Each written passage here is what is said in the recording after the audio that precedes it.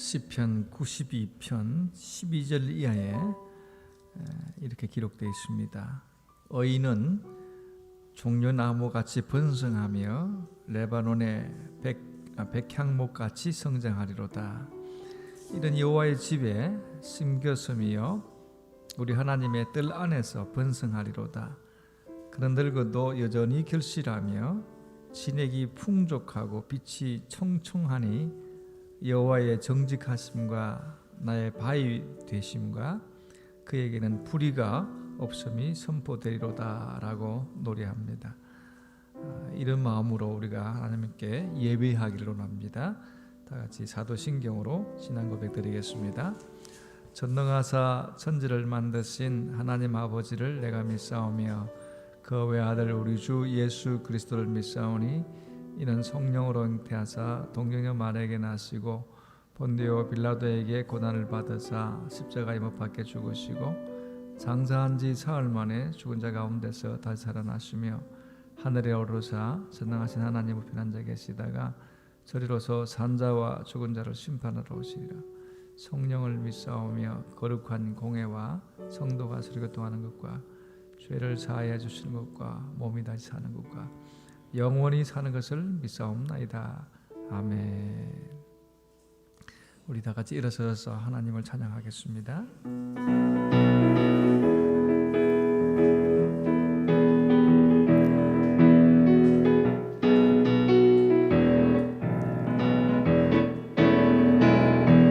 뜨는 데부터 해지는 데까지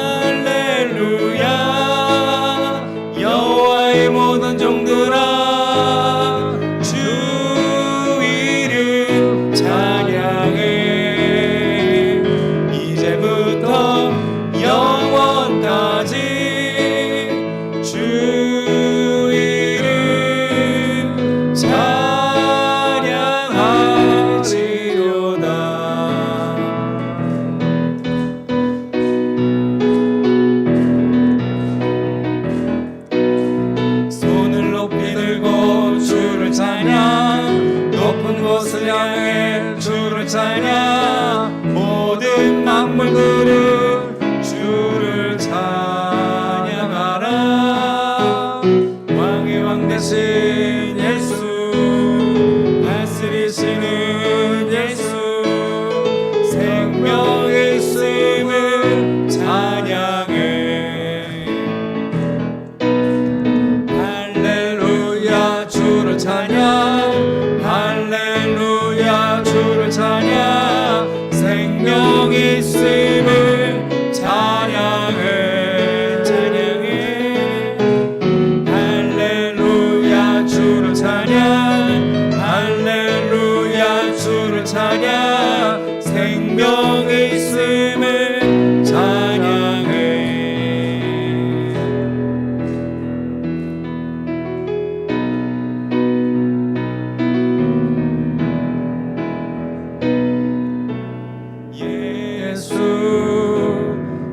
가장 귀한 그 이름 예수 언제나 기도 들으사 오 예수 나의 손 잡아주시는 가장 귀한 그 이름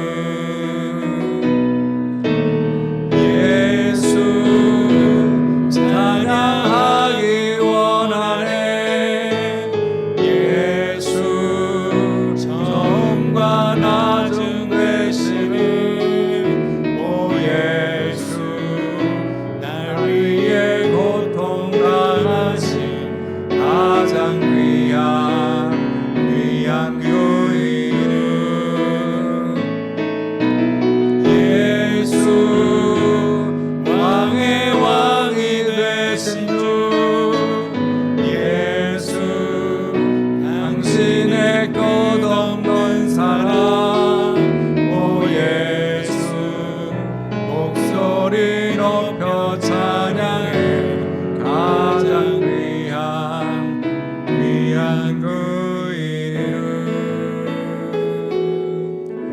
할렐루야. 예, 자리에 앉으시면 좋겠습니다.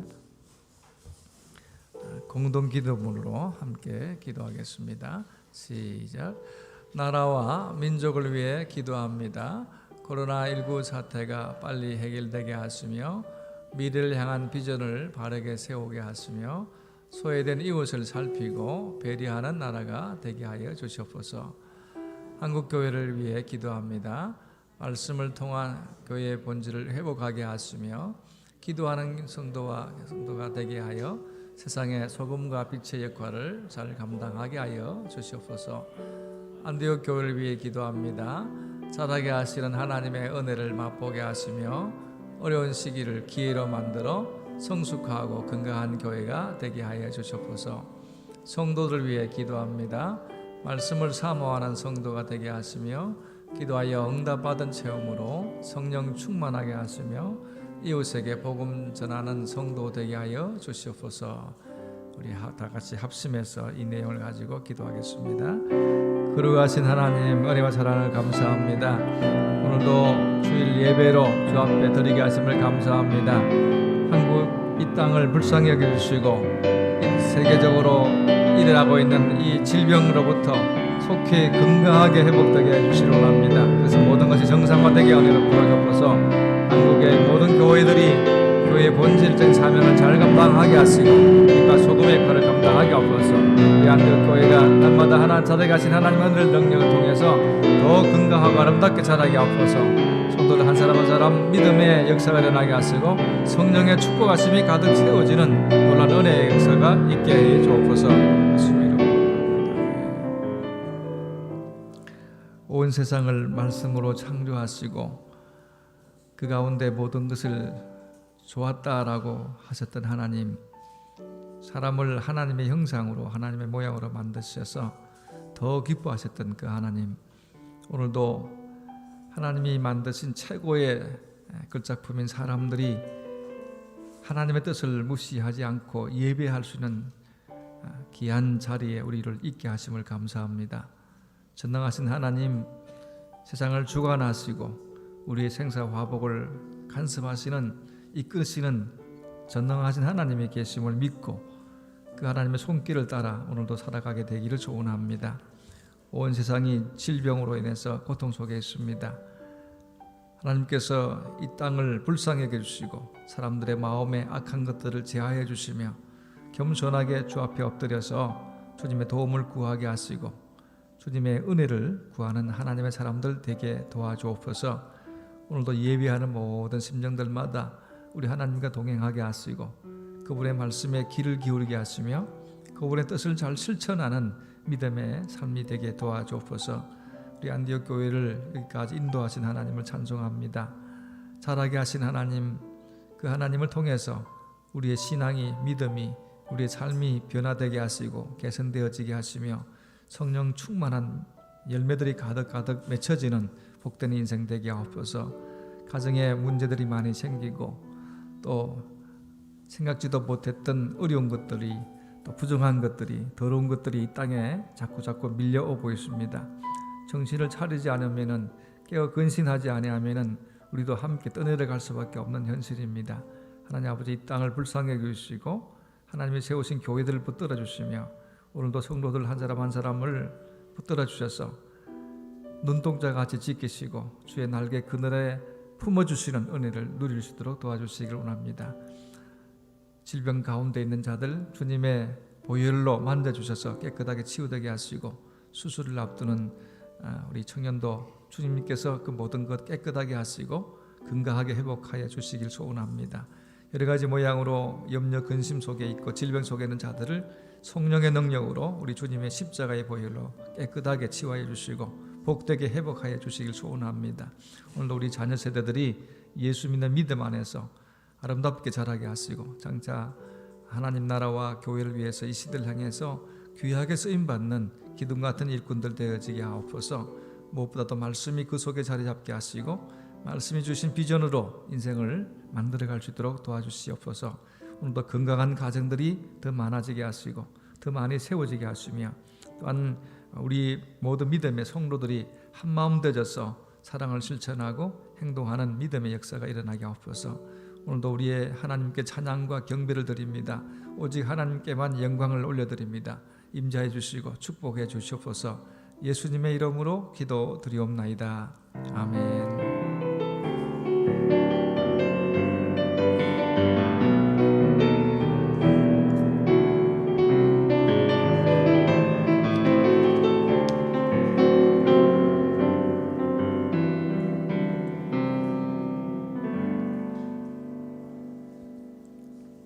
광고 말씀을 드립니다. 주보를 참조해 주시면 좋겠습니다. 오늘은 교사 주일인데 우리가 아직 주일학교가 모이지 못하고 있지만은 한 해 동안 수고하실 우리 모든 교사들을 위해서 작은 선물을 교회에서 준비했습니다. 각 부서에서는 빠짐없이 받아갔으면 좋겠습니다. 6월달 계속해서 2부로 이렇게 예배를 드립니다. 기억하시고 주보를 참조하셔서 발열 체크하시고 또 손소독도 하시고 마스크도 계속 사용하시면 좋겠습니다. 일정대로 이렇게 해놨지만 여러분들이 편하신 대로 참석을 하시면 됩니다. 새벽 기도회와 수요 예배는 계속 지금 새롭게 시작하고 있습니다. 금요 기도회만 자율적으로 하고 있습니다. 목장 모임도 계속해서 모여주시면 좋겠습니다. 다음 주부터 중고등부 예배는 시온적으로 오후 2시 반에 다음 주부터 임시로 시작하고 있습니다. 할 겁니다. 주일학교는 마지막 주 시작하려고 합니다. 시편 필사하신 분들은 계속해서 연락해 주시면은 주보에 기록을 하겠습니다. 우리 교인들 상가에 자영업하신 상가들을 이런 기억하시고 위에서 많이 기도해 주시고 또 이용도 해 주시면 좋겠습니다. 식사 헌금 작정하신 분들 우리 3월에서 5월까지 식사를 하지 않았는데 작정하신 그 헌금을 해 주시면은 모아서 어려운 이웃들 또 이웃 교회들 또 해외 선교 지원으로 이렇게 하려고 합니다. 지금 대구 경북에 우리가 갑자기 그렇게 되었을 때에 외국에 있는 선교사님들이 거기서 목회하시는 또 원주민 교회들이 아주 헌금을 좀 했었습니다. 그래서 그쪽 있는 교회들 도왔는데 세계적으로 퍼지는 바람에 지금 선교지에 있는 교회들이 굉장히 어려워졌습니다. 특히 동남아 지역에 있는 교회들 또 선교사님들이 통제가 돼서 꼼짝달싹 못하는 그런 현실이 있습니다. 그래서 다시 선교부에서는 그런 현지에 있는 교회들을 또 선교사님들 돕기 위해서 헌금을 해달라 이렇게 요청을 하고 있습니다. 뜻이 계시는 분들은 동참해 주시면 좋겠습니다. 오늘 예배 마치고 가실 때에 떡을 하나씩 받아갔으면 좋겠습니다. 우리 김정수 전도사님이 이사감사와 교사주일 감사로 제공했습니다. 다른 내용들은 주보를 참조해 주시면 좋겠습니다. 하나님 앞에 예물을 드리는 시간입니다. 수전위원들 앞으로 나오시고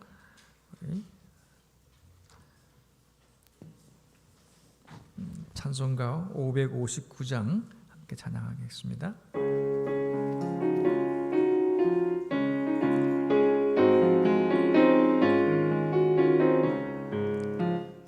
절의 봄바람 불어있고 하나님 아버지 보셔서니 믿음의 반석도 던던하라 우리 집 즐거운 동산이라 고마워라 임마누엘 예수만 섬기는 우리 집 고마워라 임마누엘 복되고 즐거운 하루하루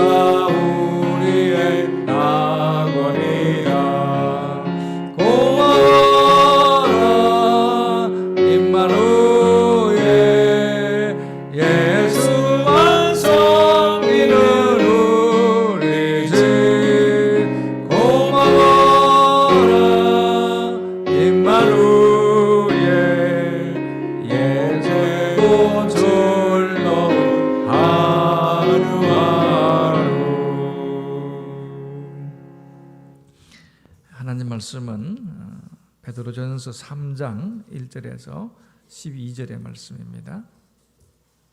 베드로전서 3장 1절에서 12절 380페이지입니다.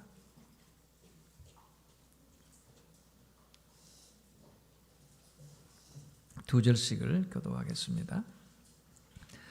아내들아 이와 같이 자기 남편에게 순종하라. 이는 혹 말씀을 순종하지 않는 자라도 말로 말미암지 않고 그 아내의 행실로 말미암아 구원을 받게 하려 함이니 너희의 두려워하며 정결한 행실을 봄이라.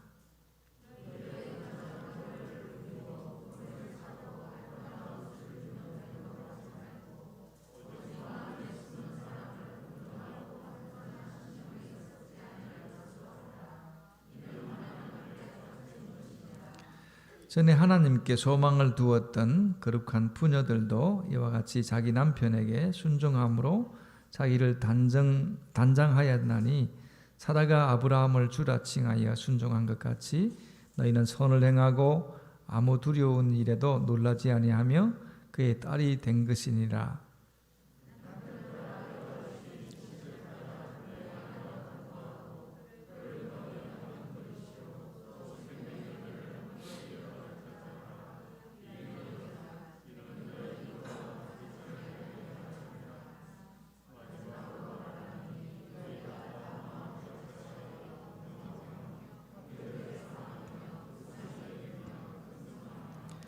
악을 악으로 욕을 욕으로 갚지 말고 도리어 복을 빌라. 이를 위하여 너희가 부르심을 받았으니 이는 복을 이어받게 하려 하심이라.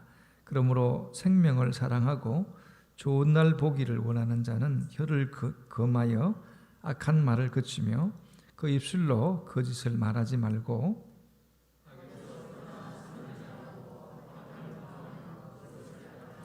주의 눈은 의인을 향하시고 그의 귀는 의인의 간구에 기울이시되 주의 얼굴은 악행하는 자들을 대하시느니라 하였느니라. 아멘. 옆에 계신 분들하고 한번 인사를 나눴으면 좋겠습니다. 사랑합니다. 예, 건강하세요. 오늘 일부 예배에 조금 평소보다 많이 오셔서 자리가 좀 불편할 수도 있습니다. 하지만 마스크 껴고 계시고 또 우리 나가고 난 다음에 자리에 또 소독을 다 합니다. 걱정하지 마시고 있으시면 되겠습니다. 빨리 이 자태가 끝나게 해달라고 많이 기도해 주시면 좋겠습니다. 오늘 말씀의 제목은 아름다운 공동체의 모습이라고 하는 제목입니다. 베드로 사도는 고난과 박해 속에 있는 그 당시 성도들에게 권면하는데 특별히 거류민과 나그네 같다라고 이렇게 얘기를 했습니다. 그만큼 또 세상 사람들로부터 가치 있는 이웃이다, 우리 동네 사람이다 이런 취급을 못 받았다 하는 얘기입니다. 하지만 예수 믿는 성도는 거룩한 백성이고 왕같은 제사장들이고 하나님의 백성이다라고 하는 정체성을 결코 잊어버려서는 안 된다라고 하는 사실을 말씀했습니다. 그러면서 우리를 구원해 주신 그 아름다운 하나님의 능력과 은혜를 전하는 일에 우리의 사명을 다 감당해야 된다라고 그렇게 얘기를 했습니다. 그러면서 세상 속에 사는 우리로 하여금 인간의 모든 제도를 순종하고 또 위에 있는 왕이나 총독에게도 순종하라 그렇게 얘기를 했습니다. 또 사원들은 범사에 주인을 두려워하는 마음으로 순종하라고 하셨습니다. 오늘 우리가 읽었던 말씀은 이제 1절에서 7절의 말씀을 보시면 남편과 아내에 대한 말씀으로 그렇게 얘기를 하고 있습니다. 그래서 아내가 해야 될 일 1절에서 6절까지, 남편이 해야 될 일 7절에 이렇게 말씀하고 있습니다. 그런 다음에 이제 마지막으로라고 하면서 공동체의 일원인 성도가 어떻게 살아야 될 것인가 8절, 9절 말씀하고 있고, 그 다음에 이제 결론으로 이런 가정과 교회는 어떤 방식으로 살아야 되느냐 하는 것들을 시편을 인용해서 10절부터 12절에 말씀을 하고 있음을 봅니다. 하나님이 세우신 공동체는 가정과 그다음에 교회입니다. 교회는 구원받은 성도들의 모임이지요. 그리고 예수 그리스도의 몸이라고 그렇게 성경은 말씀하고 있습니다. 그 몸의 머리는 바로 예수 그리스도이십니다. 그리고 그분은 교회의 신랑, 또 우리의 신랑이다 이렇게 얘기를 합니다. 성도는 그 몸의 각 지체이고 또 주님의 신부로 그렇게 표현합니다. 그래서 거룩하고 성결해야 된다라고 하는 얘기죠. 이런 모습은 곧 교회의 기본은 가정이다. 또 이 가정은 바로 교회다. 그런 얘기를 우리가 얘기해 볼 수가 있습니다. 그래서 가정의 근본은 아내와 남편입니다. 이 가정들이 건강하면은 교회 역시 건강하다. 또 교회가 건강하면은 가정들도 말씀을 따라서 변화되기 때문에 건강한 가정이 될 수 있다라고 하는 사실을 말씀해 주고 있습니다. 그래서 하나님이 만드신 교회와 가정이 건강해야 이 세상에 하나님이 우리를 보내시고 구원하시고 또 주신 사명들을 잘 감당해 내게 수가 있습니다. 이 시대의 가정과 교회의 구성원인 성도는 이 아름다운 공동체 가정과 교회를 어떻게 제대로 세워나가야 할 것인가. 그래서 가정이나 교회 모든 성도는 아름다운 공동체를 세우기 위해서는 하나님에게 초점을 맞춰야 된다는 것입니다. 하나님이 어떤 관점을 가지고 우리를 바라보고 계시고 세상을 바라보고 계실까? 거기에 초점이 맞추어져야 건강한 아름다운 공동체가 만들어질 수 있다고 하는 사실입니다. 그래서 10절에서 10절 이하의 말씀을 베드로는 시편 34편 12절에서 16절에 있는 말씀을 가지고 인용을 해왔습니다. 이 말씀은 오늘 보시면 10절에 그러므로라고 이렇게 하는 건데 이 그러므로라는 말은 결론적인 어구입니다. 앞에서 아내에 대해서 남편에 대해서 그다음에 공동체에 대해서 얘기를 하시고 난 다음에 그러므로 가정이나 교회나 모두가 어떤 곳에 관심을 가지고 살아야 될 것인가 그러므로라고 결론을 내려주고 있습니다. 그 내용을 보면은 세 가지를 특별히 12절에 주의해서 하라고 하고 있습니다. 12절 다시 한번 보겠습니다. 자, 시작. 주의 눈은 의인을 향하시고 그의 귀는 의인의 간구에 기울이시되 주의 얼굴은 악행하는 자들을 대하시느니라. 이 보시면 주님의 눈은 누구를 향한다 그랬습니까? 의인을 향하시고 또 주님의 귀는 누구에게 열려져 있다고 했어요? 의인의 간구에 열려져 있다. 주님의 얼굴은 어떤 사람에 대해서 심판하십니까? 악한 일을 행하는 사람을 심판하신다. 이렇게 말씀하고 있습니다. 첫째는 주님의 눈, 두 번째는 주님의 귀, 세 번째는 주님의 얼굴에 관심을 가져야 합니다. 우리는 주님의 눈이 누구를 향하고 있는지를 잘 살펴야 합니다. 주님의 귀는 어떤 사람의 소리에 귀를 기울이고 있느냐 하는 것이죠. 주님의 얼굴은 어떤 자를 심판하시는지 오늘 잘 세하게 살펴야 합니다. 주님의 눈은 의인을 향하시고라고 하는데 여러분 가정에서 아내와 남편 그리고 교회에서 성도들이 주님의 눈이 과연 나를 향하고 계시는가 거기에 관심을 가져야 합니다. 또 확인해야 합니다.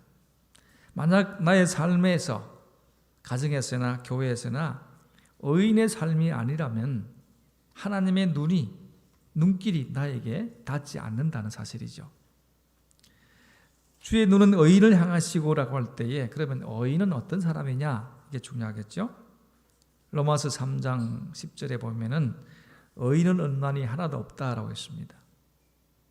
이 땅에는 의인이 없다는 거죠. 그런데 무슨 의인을 향하고 있느냐라고 하는지 모르지만은 이 말씀도 시편 14편 1절에 있는 말씀을 인용했습니다. 어떤 사람이 의인이냐 의인이 아니냐라고 할 때에 시편 14편 1절은 이렇게 말씀합니다. 어리석은 자는 그의 마음에 이르기를 하나님이 없다 하는도다.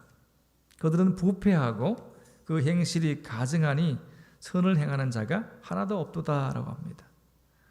마음에 하나님이 없다고 하는 사람이 바로 악인이다라는 얘기죠. 이 말은 뭐냐면 오늘 구원받은 백성은 하나님이 우리 마음에 영접한 사람들입니다. 하나님을 우리 마음에 영접한 사람들을 우리는 하나님의 자녀, 성도라고 말합니다. 어리석은 사람은 하나님을 인정하지 않는 자들입니다. 왜 그렇습니까? 그들의 마음이 부패하고 그 행실이 가증하기 때문에. 그래서 하나님이 원하시는 일들, 여기서 선이라고 하는데 그것을 하나도 행할 수 있는 능력이 없다라고 하는 것입니다. 그러나 오늘 예수를 마음에 영접한 사람들은 의인이기 때문에 하나님이 기뻐하신 일을 하게 하는 것입니다. 그런 사람들에게 주님의 눈길이 머물고 있다라는 사실입니다. 의인은 하나님을 믿는 사람입니다. 그렇기 때문에 선을 행할 수밖에 없습니다. 이 선을 행하는 자는 하나님이 기뻐하신 일을 할 수밖에 없습니다. 이런 사람에게 하나님의 눈이 향하고 있습니다. 하나님이 의인에게 깊은 사랑과 관심을 가지고 계신다라는 말씀이지요. 시편 139편 1절에서 4절에 이런 말씀이 있습니다. 여호와여 주께서 나를 감찰하시고 아셨나이다. 주께서 나의 앉고 일었음을 아시며 멀리서도 나의 생각을 통촉하시오며 나의 길과 눕는 것을 감찰하시며 나의 모든 행위를 익히 아시오니 여호와여 내 혀의 말을 알지 못하시는 것이 하나도 없으시니이다. 우리 하나님은 의인 한 사람 한 사람에게 관심을 가지고 계시고 눈길을 주고 계시기 때문에 그의 생각과 그의 행동과 그 살아가는 모든 삶을 알고 계시다라는 사실입니다. 성도 여러분, 주님의 눈이 나를 향하시고 있음이 중요합니다. 내 마음에 계신 하나님을 기뻐하시는 그 일을 하는 사람에게 하나님은 하나님의 시선을 향하게 하십니다. 여러분, 시선이라는 찬양 아시죠? 그 가사에 보면은 내게로부터 눈을 들어 주를 보기 시작할 때 주의 일을 보겠네라고 시작합니다. 주님을 볼 때 모든 시선을 주님께 드리고 살아계신 하나님을 느낄 때 내 삶은 주님의 역사가 되고 하나님이 일하기 시작한다라고 되어 있죠. 여러분 잘 아는 찬송이지만 한번 같이 한번 불러볼까요?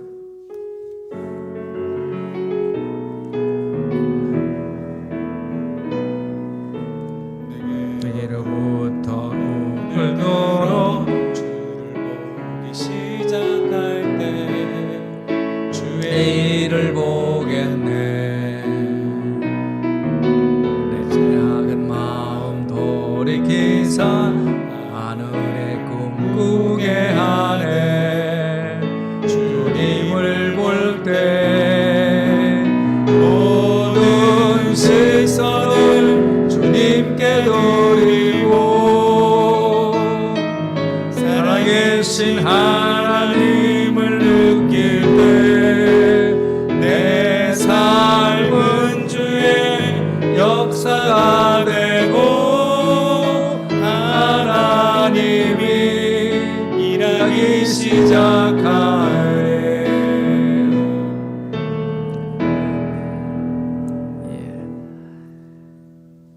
여러분, 하나님의 눈길이 나를 향하지 않는다면은 얼마나 힘들고 어려울까 하는 생각을 해보시면 좋겠습니다. 여러분, 하나님의 시선뿐 아니라 하나님의 귀가 나를 향해서 열려져 있다. 여러분, 굉장히 중요한 의미가 있습니다.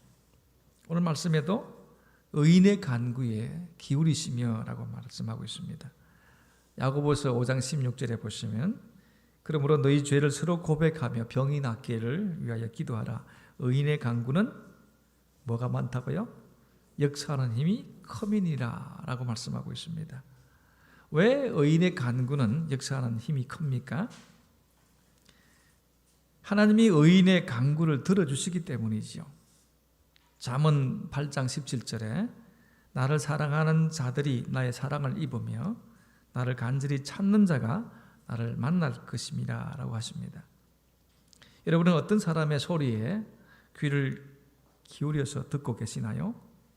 나를 바라보거나 나를 사랑하거나 나에게 선한 마음을 가지고 대하는 사람들의 소리에, 여러분 그분들의 말에 당연히 귀를 기울이고 살고 있지 않습니까?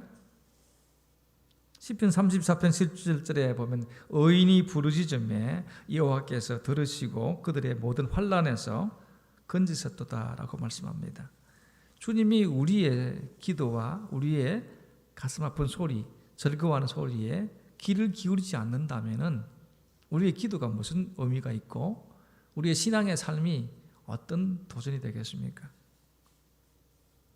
그분은 나를 사랑하시기 때문에 그분의 눈길이 나를 향하시고 우리가 부르짖는 모든 기도에 응답해 주시고 축복해 주신다라는 사실입니다. 엘리야 선지자 여러분 잘 알고 계시죠? 하나님의 선지자였습니다. 아주 어려운 시대에 선지자 역할을 했었습니다. 그는 이스라엘 백성들에게 여호와 하나님이 진짜 살아계신 하나님이시다 하는 것을 보여주고 싶었지요. 그 당시 그들은 우상 숭배에 빠져 있었습니다. 바알과 아세라를 섬기고 있었죠. 그들은 우상 숭배에 있는 사람들은 거짓된 신들에게 속임을 당하고 살았습니다. 바알과 아세라를 섬기는 제사장들이, 선지자들이 그렇게 백성들을 미혹했었습니다. 그때의 엘리사는 황소 2마리를 준비하라고 하면서 하나는 너희들이 제사를 드려서 너희들의 신이 진짜 신인지를 보여달라. 나는 내 하나님, 내가 섬기는 하나님이 진짜 하나님이라는 것을 보여주겠다라고 했지 않습니까? 그래서 하늘로부터 불이 내려와서 그 재물을 사르게 하는 신이 진짜 신이다. 대결해보자라고 했었습니다. 그러나 바알과 아세라를 섬기는 신들에게는 아무런 응답이 없었습니다. 선지자 엘리야가 이제 그들 선지자들을 향해서 놀리기까지 했지 않습니까? 이제 엘리야 선지자의 차례였습니다. 뭐라고 기도했습니까? 여호와여 나에게 응답하소서. 나에게 응답하시면 이 백성들이 여호와는 하나님이신 것과 주는 저들의 마음을 돌이키시는 분이심을 알게 해 주시옵소서라고 했습니다. 바로 그때 하늘에서 불이 내려와서 재물을 다 사르고 그 재물은 물이 가득 차 있었죠. 그 물까지도 다 마르게 했던 사실을 우리는 성경을 통해서 알고 있습니다. 여호와 하나님만이 참 하나님이시다라고 하는 것에 대한 응답이었습니다. 누구의 기도에 하나님이 귀를 기울이셨습니까? 의인의 간구에 하나님은 귀를 기울여 주십니다. 야고보서 5장 17절 이하의 말씀에 보시면 엘리야는 우리와 성정이 같은 사람인데 그가 비가 오지 않기를 간절히 기도한 적 3년 6개월 동안 땅에 비가 오지 않았고 비가 오게 해달라고 하니까 바로 하늘이 비를 주고 땅이 열매를 맺었다라고 말씀하고 있지 않습니까? 하나님의 귀는 어떤 사람의 기도에 응답해 주십니까? 의인의 간구에 귀를 기울여 주십니다. 응답해 주십니다.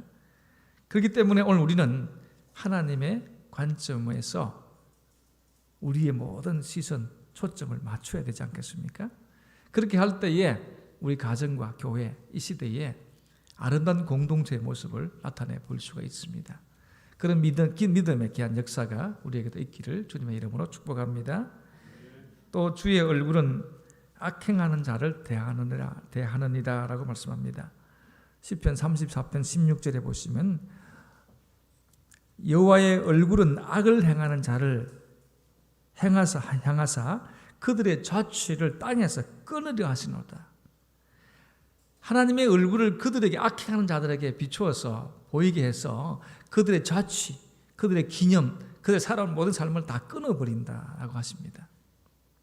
민수기 6장 22절 이하에 보면은 여호와께서 모세에게 이 백성을 축복하라고 하는 축복의 말씀을 주셨습니다. 그 말씀에 보시면 이렇습니다. 여호와는 그의 얼굴을 내게 비추사 은혜 베푸시기를 원하며 여호와는 그 얼굴을 내게로 향하여 대사 평강 주시기를 원하노라. 여호와 하나님의 얼굴은 우리에게 은혜를 베푸시기를 원하시고 우리에게 평강 주시기를 원하시는데 오늘 말씀해 보시면은 악을 행하는 자에게는 심판하시는 하나님이시다 라고 말씀합니다. 이런 은혜와 평강이 아니라 주님의 얼굴이 악행하는 자에게 향하여질 때는 그들의 자취를 아예 끊어버린다라고 말씀하는데 그렇게 되는 자가 얼마나 불행한 인생입니까? 그래서 오늘 10절과 11절 말씀에 생명을 사랑하고 좋은 날 보기를 원하는 자는 어떻게 하라 그랬습니까? 악행하는 자의 길로 가지 말아야 된다. 베드로는 생명을 사랑하고 좋은 날 보기를 원한다 했지만은 시편에 보면은 연수를 오래오래 이 땅에서 건강하게 오래오래 살고 싶으면은 어떻게 하겠습니까? 악을 행하지 말고 하나님의 말씀에 귀를 기울이고 하나님에게 모든 초점을 맞추라 그렇게 말씀하고 있습니다. 어떻게 해야 합니까? 하나님에게 초점을 맞추려면은 오늘 말씀해 보시면은 8절에 10절 말씀해 보시면 그 다음에 뭐라고 되어 있습니까?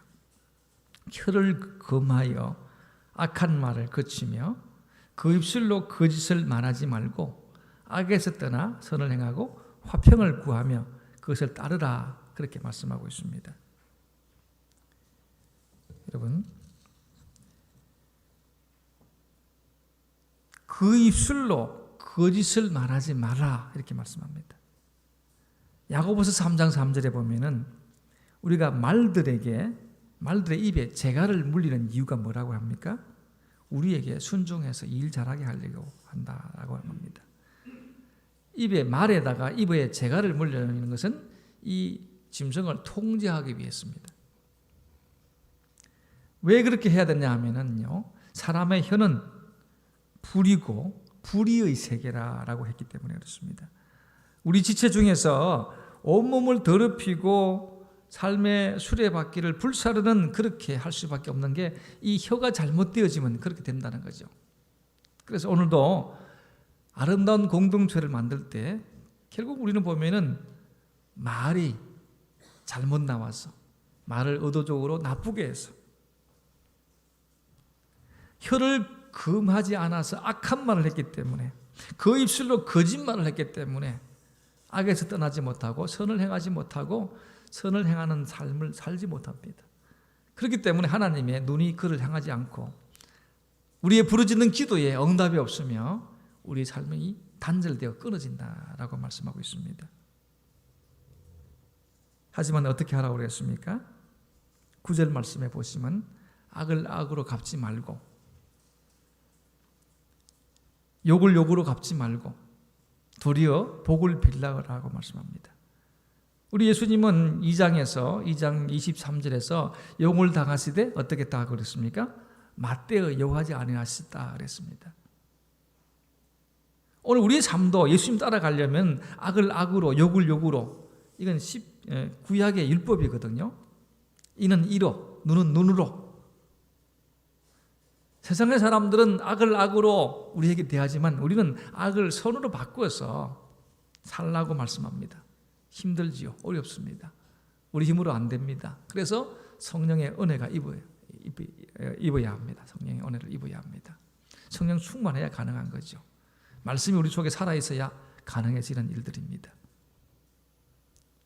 도리어 복을 빌라고 했습니다. 왜냐하면 이것이 우리가 구원받은 하나님의 자녀된 부름의 목적이기도 하기 때문에 그렇습니다. 또한 우리의 사명은 뭐냐면 이런 복을 이어가게 하기 위해서다. 그냥 단지 복을 한 번으로 일회성으로 빌고 끝나는 것이 아니라 이것이 우리의 사명이고 또 계속해서 이어가야 될 사람이기 때문에 이 복이라는 것을 다른 말로 하면 영생입니다. 어떻게 영생 얻게 해야 되겠습니까? 우리 가정에 믿지 않은 우리의 가족들이 영생 얻도록 우리의 말에서 악을 악으로 거짓된 것으로 말하지 않아야 될 이유가 여기에 있습니다. 오히려 그렇게 할 때마다 더 복으로 위에서 기도해주고 그것이 우리가 먼저 믿은 이유이고 또 이것을 계속해서 이어가도록 해야 되기 때문에 그렇습니다. 오늘도 아름다운 공동체를 모습은 이 부르심의 목적을 아는 사람들이 이 부르심의 목적을 계속해서 이어가게 하는 일입니다. 우리 가정에서, 교회에서, 우리 이웃들에게. 그래서 욕을 욕으로 갚지 말고 도리어 복을 빌라고 하셨고, 그렇게 해야 될 이유가 우리가 이를 위해서, 이것을 위해서 부름을 받았다라고 하는 것입니다. 십자가의 은혜를 입었다는 것입니다. 예수님이 우리를 그렇게 부르셔서 우리 죄를 사하여 주시고 용서해 주시고 그렇게 하라고 하셨습니다. 하나님의 은혜를 구하는 일이고 하나님의 은혜를 구하는 사람의 사랑의 표현입니다. 어떻게 해야 되겠습니까? 8절에 보시면은 그렇게 사는 삶을 위해서 5가지를 얘기하는데, 자, 8절 다시 한번 읽겠습니다. 시작. 마지막으로 말하노니 너희가 다 마음을 같이하여 동정하며 형제를 사랑하며 불쌍히 여기며 겸손하며. 여러분, 구태여 설명하지 않아도 알 수 있는 내용들입니다. 5가지죠. 어떻게 했습니까? 너희가 다 마음을 같이하여. 가정과 교회, 하나님이 세우신 공동체 안에 구성원인 우리가 하나님 나라를 위해서 주님의 복을 이어가게 하기 위해서 해야 될 일은 다 마음을 같이 하라는 것입니다. 동정해야 된다는 거죠. 그 다음에 긍휼력이 있다. 형제를 사랑하고 불쌍히 여기고 또 겸손하라고 말씀하고 있습니다. 이런 항목들을 기억해 주십시오. 마음을 다 같이 하고 동정하고 형제를 사랑하고 불쌍히 여기고 겸손하게 하는 삶을 실천하고 살아야 된다는 거죠. 그렇게 할 때에 공동체 각 구성원들이 자기에게 주어진 임무에 충실하면은 아름다운 공동체가 될 수가 있습니다. 그래서 오늘 1절부터 6절까지 가정에서 아내에 대한 얘기를 하고 있습니다. 7절은 남편에 대해서 얘기하고 있죠. 혹시 어떤 분들이 집에 가서 또 이렇게 하시면 안 됩니다. 봐라, 남편이 아내에게 너한테 6가지고 나한테 하나밖에 없지 않느냐, 이제 이렇게 얘기하시면 이제 큰일 납니다. 이제 6가지 했다는 것은 뭐냐면 그만큼 더 중요하기 때문이다. 저는 그렇게 생각합니다. 아내의 역할이 그만큼 중요하기 때문에, 아내의 역할이 그만큼 소중하기 때문에, 역할이 크기 때문에 많이 말씀했다. 저는 그렇게 믿습니다. 또 한 가지는, 이거 순전히 제 생각입니다. 교회 안에는 여자분들이 많기 때문에, 가정에서는 아내의 역할이 그만큼 소중하고 귀하다. 이걸 이제 남편들이 잘 모르죠. 저도 잘 몰랐습니다, 지금까지. 근데 조금 나이가 조금 드니까 조금 알게 되겠더라고요. 요새 젊은 분들은 더 잘 알죠. 단지 역할을 나눠서 한다, 그런 얘기가 아니지 않습니까? 오늘 말씀 보시면은 아내들아, 여러분 우리 아내 되신 분만 읽으십시다. 첫째 3장 1절만 시작. 아내들아, 이와 같이 자기 남편에게 순종하라. 이는 혹 말씀을 순종하지 않은 자라도 말로 말미암지 않고 그 아내의 행실로 말미암아 구원을 받게 하려 함이니. 순종하라고 하는 이유가 무엇입니까? 남편을 구원하기 위해서입니다. 비록 남편이 예수 알지 못하더라도 말로 하지 말고 뭘로요? 행동으로, 행실로. 우리는 항상 말이 많다 그러죠. 예전에 보면 또 이런 얘기 하죠. 옛날에는 여자분 3분만 모이면은 어떻다 그래요? 시끄럽다 그러잖아요. 그죠? 요새 남자 3분만 모여도 더 시끄러워요. 바뀌어가는 것 같아요. 아내 되던 분들에게 남편에게 순종하라고 하는 이유는 다른 데 있지 않고 구원하기 위해서다. 어떻게 해야 됩니까? 행실로 보이라는 거죠. 어떤 행실입니까? 2절에 보시면 너희의 두려워하며 정결한 행실을 보이라, 이렇게 하십니다. 안 믿는 남편들이, 세상의 사람들이 우리가 두려워하면서, 하나님을 생각하면서, 우리 예수님을 생각하면서 두려워하면서 정결한 신부의 모습을 보이면은 그들이 그 행실을 보고 돌아온다는 것이죠. 또 3절에 보시면 꾸밀 때 어떻게 꾸미라 했습니까? 외모를 너무 많이 꾸미지 말고, 물론 외모도 중요합니다. 너희 단장한 머리를 꾸미고 금을 차고 아름다운 옷을 입는 외모로 하지 말고, 물론 때로는 이게 또 필요하기도 해요. 하지만 이게 중심이 되면 안 된다는 얘기죠. 겉모양보다 우리 주님은 뭘 더 소중하게 여기십니까? 우리 속사람, 우리 중심이 어디 향하고 있느냐 하는 것이죠. 그래서 우리 마음에 숨은 사람을 온유하고 안정된 심령에 썩지 아니할 것으로 하라라고 했습니다. 이게 하나님 앞에서 값진 것이다. 우리의 행실이 그냥 겉으로 드러난 번드러한 모습이 아니라 하나님께서 인정하시고 값지다고 하시는 그 모습으로 단장되어지고, 그런 마음으로 남편을 대한다면 거기 감동되지 않을 남편은 아마 좀 나무가 되거나 인형이거나 다른 거겠죠. 그렇게 하나님 섬기듯이 섬기는데 안 바꿔주면 지가 문제지.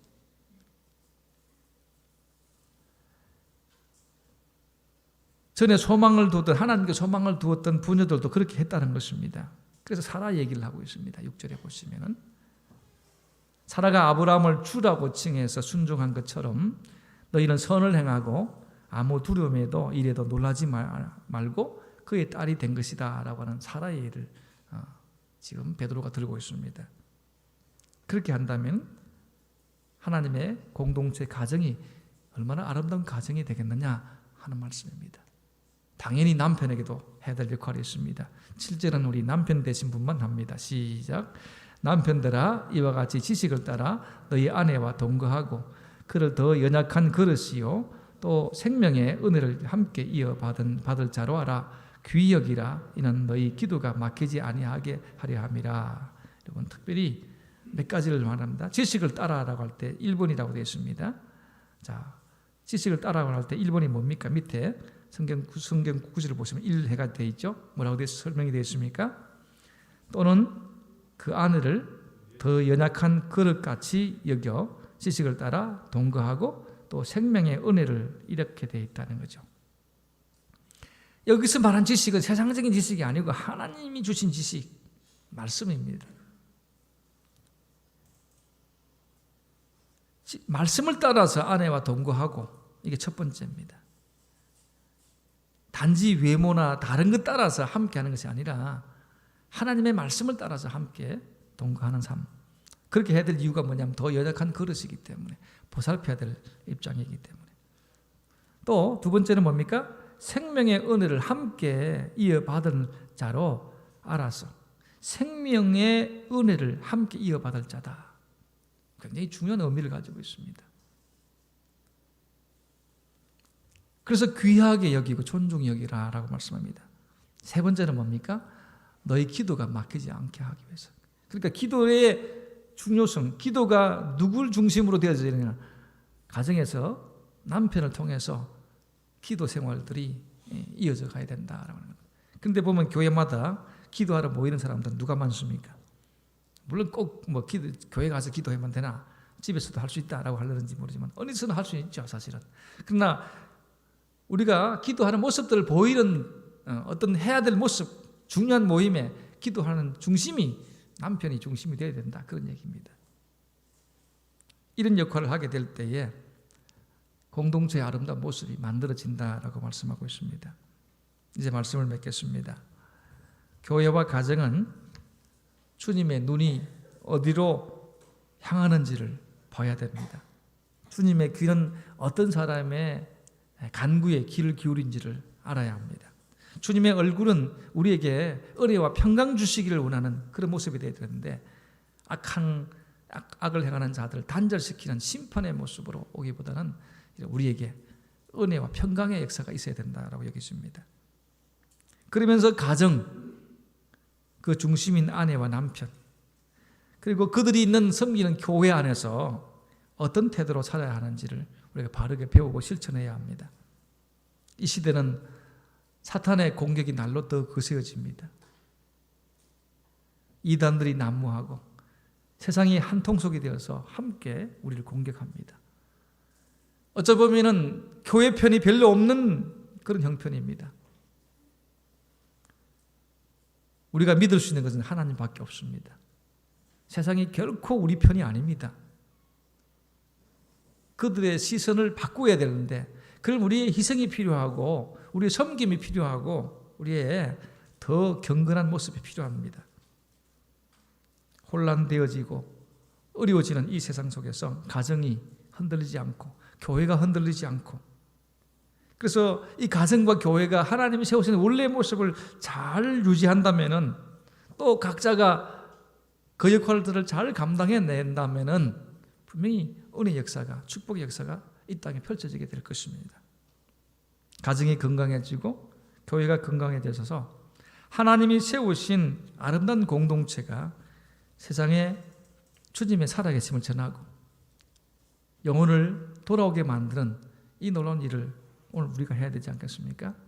단지 우리 앞에 일어나는 작은 위험들에게 두려워하는 마음이 아니라 이 모든 것을 다 주관하시는 하나님, 그분을 두려워하는 마음으로 오늘 우리 가정에서, 교회에서 섬겨서 아름다운 믿음의 공동체를 만드는 저와 여러분의 삶의 모습이 되시기를 주님의 이름으로 축복합니다. 함께 말씀을 생각하면서 결단의 기도를 드리기로 합니다. 말씀대로 살지 못했던 아름다운 공동체를 세우기 위해서 헌신하지 못했던 것들 하나님 용서해 주옵소서. 세우기 위해서 하나님의 관점에 나의 초점이 맞춰지게 하옵소서. 나를 부르신 그 목적을 알고 그 복을 이어가게 하옵소서. 그래서 더 많은 영혼들이 주께로 돌아오게 하옵소서. 특별히 우리 가정에 믿지 않는 식구들이 예수 믿는 역사가 일어나게 해주십시오. 공동체 구성원 한 사람 한 사람들이 자신에게 주어진 역할을 잘 감당함을 통해서 하나님의 나라가 확장되어지는 축복을 이 땅에 경험하게 하옵소서. 그 일에 충성된 자 되게 하옵소서. 하지 못한 것에 대해서 회개하게 하시고 돌이키게 하옵소서. 우리 합심해서 기도하겠습니다. 거룩하신 하나님 아버지, 이 땅에 하나님이 세우신 가정과 교회가 아름다운 공동체의 모습을 만들어 가야 하는데, 그 구성원인 우리가 믿음으로 살지 못하고 말씀대로 살지 못했습니다. 성령 하나님 용서해 주시고 잘못된 것 하나님 버리게 하시고, 오늘도 결단하고 헌신해서 제대로 된 가정을 이끌게 하게 하시고 교회가 되게 은혜 베풀어 주옵소서. 그래서 세상에 하나님 살아계심을 증거하게 하시고 문 영혼들이 주께로 돌아오는 역사가 일어나게 하옵소서. 우리 가족들 가운데 아직도 예수 알지 못한 사람들에게 복음 전하게 하시고, 믿지 않은 남편, 믿지 않은 아내에게 하나님의 사랑의 모습을 보이게 하시고 제대로 된 섬김의 모습을 보이게 하셔서 그 건강한 교회가 되게 하시고 더 건강한 사회가 만들 수 있도록 은혜 베풀어 주옵소서. 도와주시면 좋습니다. 성령 역사에 없어서. 거룩하신 하나님 아버지, 하나님의 나라와 복음을 위해서 부름받은 저희들이 가정에서, 교회에서 빛이 되고 소금이 되는 역할들을 잘 감당할 수 있도록 먼저 역사해 주옵소서. 하나님의 눈이 나를 향하게 하시고 우리의 간구에 하나님이 응답하게 하시고 그분의 얼굴이 우리를 향했을 때에 은혜와 평강이 넘치는 복된 인생 되게 도와주옵소서. 가정에서 아내와 남편, 또 교회에서의 성도의 모습들, 이런 하나님의 은혜를 의식하게 하시고 깨닫게 하시고 축복으로 만들어가는 하나님의 사람들 되게 주옵소서. 또 예배 가운데 귀한 예물을 우리 하나님께 드렸습니다. 우리의 마음을 담았고 고백을 담았습니다. 축복해 주시옵소서. 정한 예물로 11조를 드리며 감사 제목으로 예물을 드리며 여러 가지 형태로 헌신할 때에 우리의 필요한 모든 것을 채워주시겠다고 약속하신 주님의 은혜가 임하게 하실 줄 믿습니다. 주님, 세상이 어렵다고 하고 여러 가지로 힘든 여건이라고 합니다. 그러나 그 속에서 우리 주님 한 분만으로 만족하는 세상의 사람들과 다른 모습을 나타내게 하시고 그 가운데서도 아끼고 절약하고, 그래서 하나님 나라를 위해서, 영혼 구원을 위해서 이웃을 사랑하는데 귀하게 쓰임받는 우리의 손길과 발걸음이 되게 은혜 베풀어 주옵소서. 하나님의 역사가 우리 공동체인 가정과 교회에서 주님이 빛이 나게 하시고 드러나게 하시고 더 많은 영혼들을 올바른 대로 인도하는 축복의 공동체가 되게 해 주옵소서. 지금은 주 예수 그리스도의 은혜와 하나님 아버지의 사랑하심과 성령님의 교통, 축복하심이 아름다운 공동체를 세우기 위해서 오늘도 믿음으로 걸어가는 하나님의 사람들 머리 위에와 그들이 살아가는 모든 가정들 위에와 또 일터 위에 영원토록 함께 있을지어다. 아멘.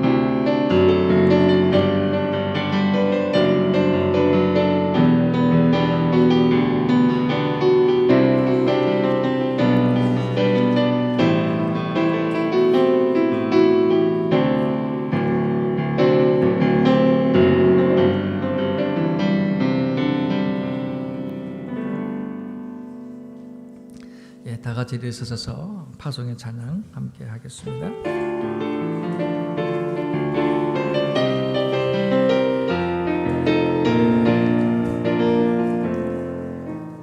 점으로 갈 때, 빈들에서 걸을 때, 그때가 하나님인데,